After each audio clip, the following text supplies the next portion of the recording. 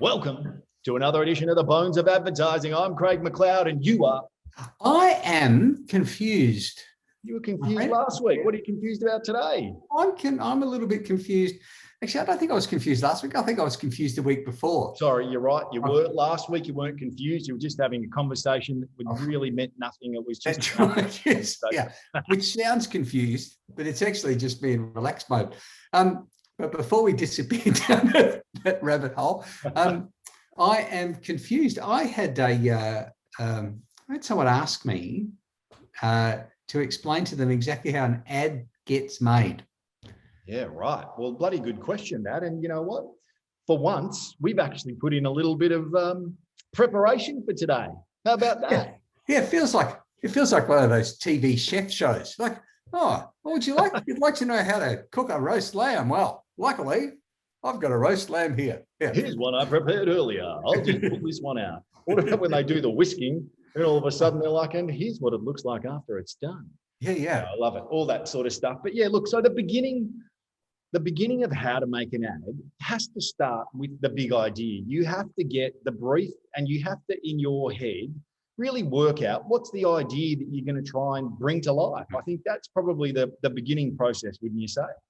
I reckon you're right. I reckon every ad starts with a brief.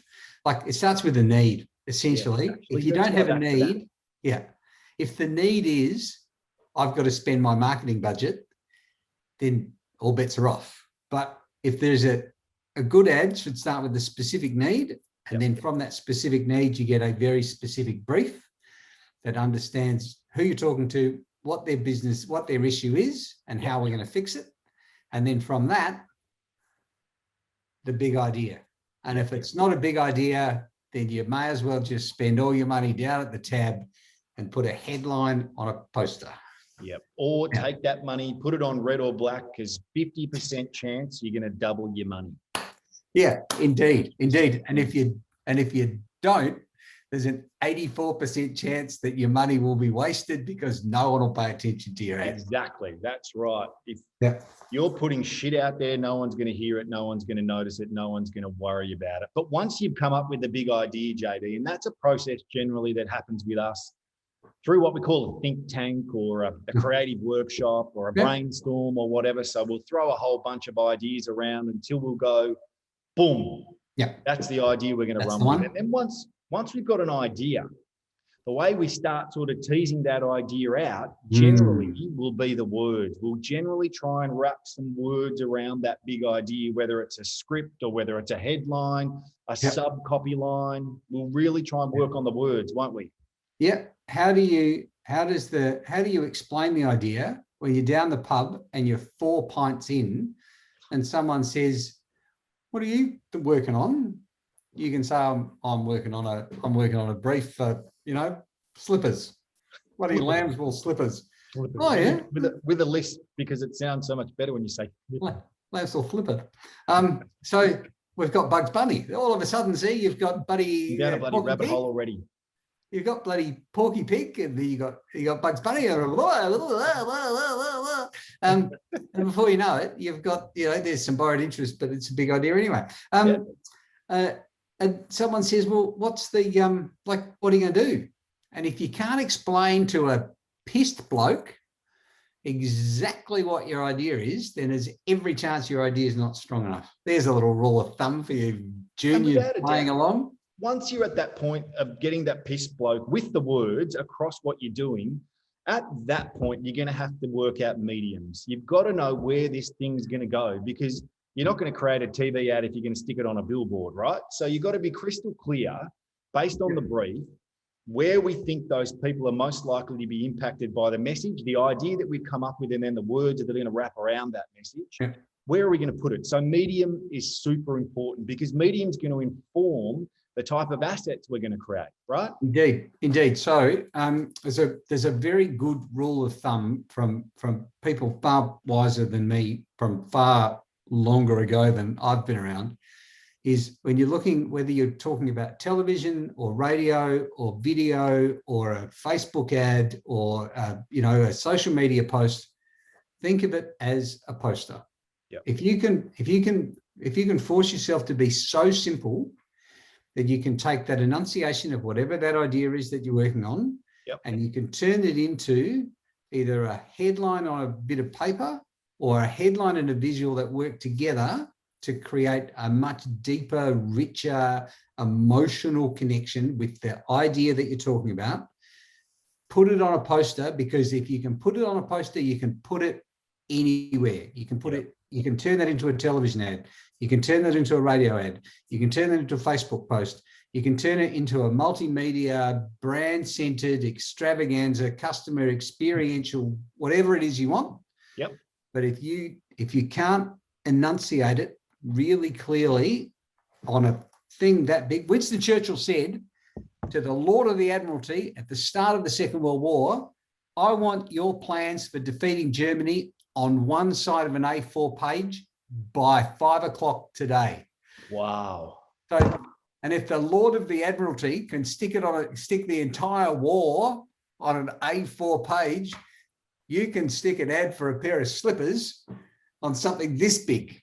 On an A4 page as well. Well, we always present our ideas. The first component when we're presenting an idea in a pitch is always set up or mocked up as a poster, always. And the reason we do that is because it gets people in the groove of where you're going, and it's the most simple form to deliver the words relative to how they're going to interact with whatever imagery we need to do that. In this instance, it might be grandma in her slippers, just looking absolutely over the moon happy because she's got, whatever. It could be a bloody, any kind of, gorilla banging on a drum again, whatever it is. If you can deliver that, because then when you're in the pitch and you're talking to it, you can then expand on where it's gone from that first key visual, we call those, JD, a key visual. We do. What's that lovely, the lovely thought?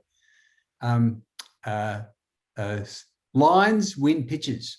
Yes. If you've got a great line, if you've got a great idea that you can put a line with an image and you put that on the table before you start talking, if it's a really good one, the client will have bought that before you even mention it 10 minutes later. Yep. And the way you know that it's good is when they're so connected to the line, they're not even worried about the image that you've got there. They're already talking about conjuring up a whole lot of other things that could work with this one line, and then boom, here we go. We could be on here. This is positive. Right here, it's positive. So once we've got our key visuals, right? Key visuals are ready to go. We've chosen our mediums. We've got our key visuals. Then we start to expand out based on whatever it is, the media plan. So the media team coming back to us saying, we're going to whack it on TV. We're going to stick it on a billboard, and we want a bunch of BVOD, broadcast video on demand as well. So that's kind of going to be our go-to, and maybe a bunch of social tiles. So phase one, we've got to create a storyboard now for the TVC. So for those of you playing along at home, a storyboard, JD, is what? Is a comic. There you go. It's a page out of a comic book. Basically a comic strip, exactly. Basically a comic strip. It's like, oh, Superman comes through the door. Superman yawns. Mrs. Superman says, why don't you put slippers on, love? Have you had a big day, love? Yeah. Superman puts his slippers on, puts his feet up, grabs a super beer, and his wife says, how's your day, love? And he goes, it was super. So there you go. And there you go. There's the ad. But it's a bunch of little scenes stitched together to articulate what we're going to film on the day. That's right. From the storyboard comes out what we call a shot list.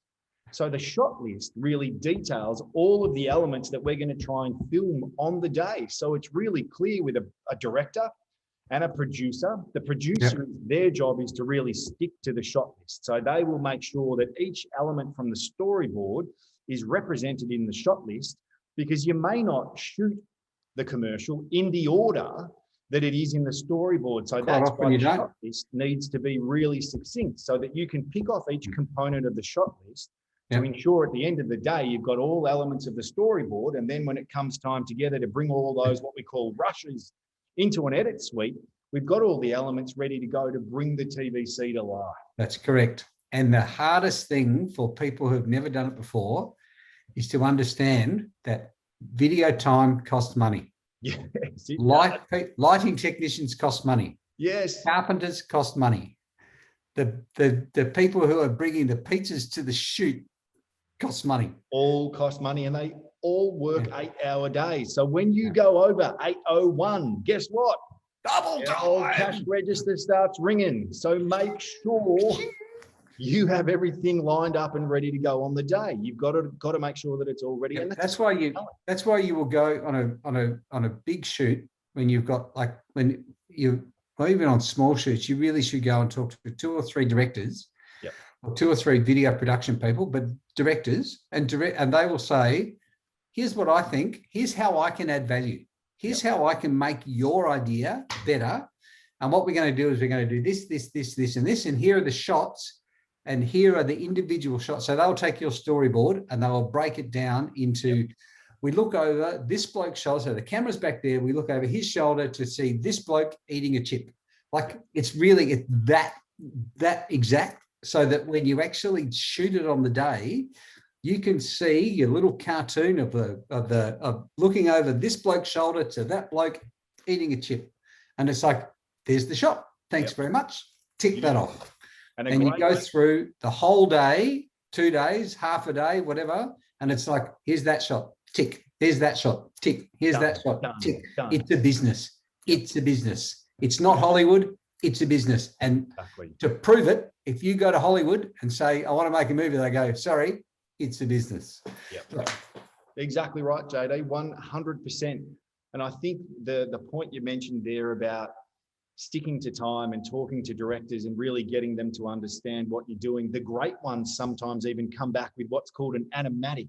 Now, an animatic is when they take the storyboard, they drop it into a film program, and they actually play it. They might have voiceover sit over the top of it. So each scene comes up for the client to see, almost in the thread of which it will then turn into moving pictures once we're done. So that's another level that you can take it to, particularly when there's some more technical things that need to be developed on the shoot. Yes, indeed. So there's a whole lot of stuff that we probably don't have time to disappear down technical rabbit holes, because they're the ones that I get completely lost in.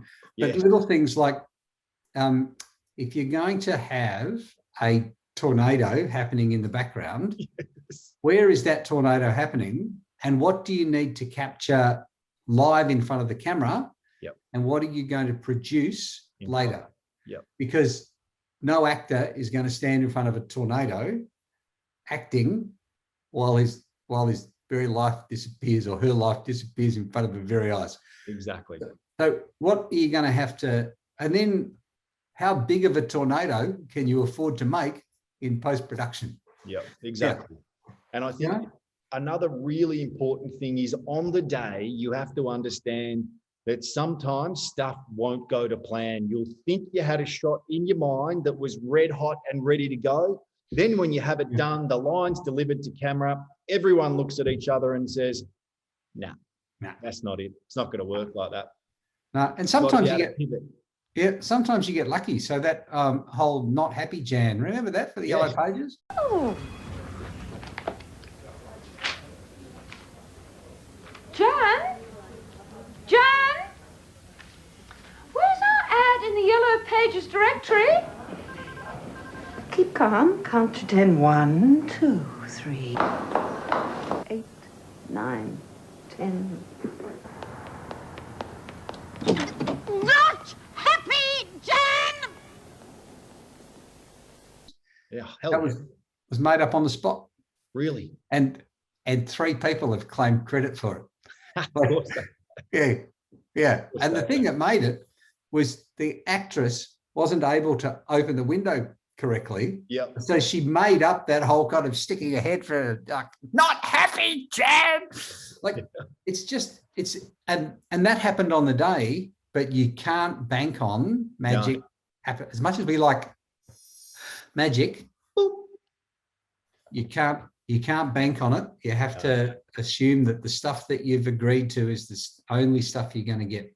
Yep, absolutely. And then I think what we're trying to talk about after we've got all of the stuff captured is it then goes into edit. Now, edit can be an interesting time, or it can be a really easy time. And edit is really defined by what happens on the storyboard and how well you capture it on the day. So all of the files, which are called rushes. So that's all of the individual bits of footage that are captured, because the camera doesn't roll on an ongoing basis the entire day, but it has to be Chronologically. chronologically set up on a hard drive and delivered to the edit suite. The edit guys will then start to put together what they call a rough. So rough is just taking each of the elements and bringing the best shot. So say we shot scene 1 3 times, they'll pull the best one out, they'll put that in, they'll stitch scene 2, which might be version A, might be C, D, and so on and so forth until it's all together. Yep. And from there, it'll likely get to a point where we say, okay, well, let's put the voiceover over the top. We'll put the final screen in, but it'll just be a rough. And then we'll say to the client, okay, this is kind of where we're headed. This is the idea now coming together. Seek some feedback from the client, which is always one where they want to get involved, and which is great when they get involved and they've got fantastic ideas to add. But generally, the clients will come in at that point, add their bits and pieces and talk through what they're thinking about and add any sort of thoughts that might have come up during the day that we need to consider while we bring it all together. And that can often be, that's the beauty of having a really good brief right at the start. Yeah. So you can always go back and say, remember what the whole, because from brief to conceptualization to key visual to storyboard to key graphic to doing the shoot to doing the edit, there's 1,000 different conversations that happen all the way through there, and there's 1,000 different opinions, and everyone's like, oh, what if it was, maybe if it, and quite often the thing that you show the client is exactly what you briefed them on, what they briefed you on. Yep. Or it's gone completely sideways. And that's when someone, either the creative director or the client, has to sit back and go, I reckon you've missed that. Yeah. Or, well done. I love where you've gone. Could not have done better. Yep.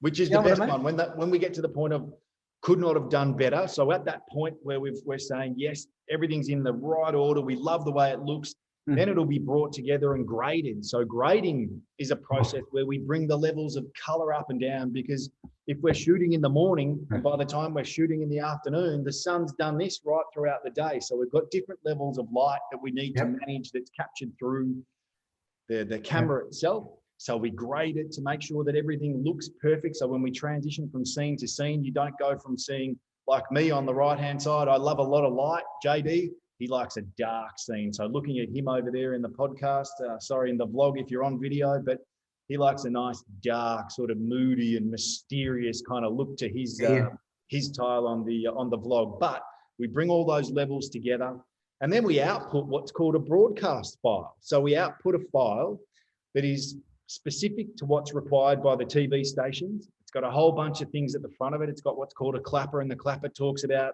a whole bunch of different things. It's got a key number. It's been approved by AdStream. It's been approved by CAD, Free TV Australia. And then we get to a point where we send it off to the stations, and guess what happens? It gets scheduled and away she goes. Yeah. And if it's any good, if it's a really, really good piece of communication, watch the complaints roll in. Yes, mate. Watch the complaints roll in, or talk to the client and watch the website hits grow. Talk to the client and watch the people walking into the dealership, into the supermarket, into the shop, wherever it is, clicking like mad, whatever we've asked them to do with that call to action. And that's, JD, how you make an ad. That's how you make an ad. That's how you make an ad. And how do you know if it's successful? Because if it's an ad, like they used to make in the old days, that if it's an ad and you walk past a school and you hear a 5-year-old say, slippery little fucker. Hey. Peach. Pineapple. Purple.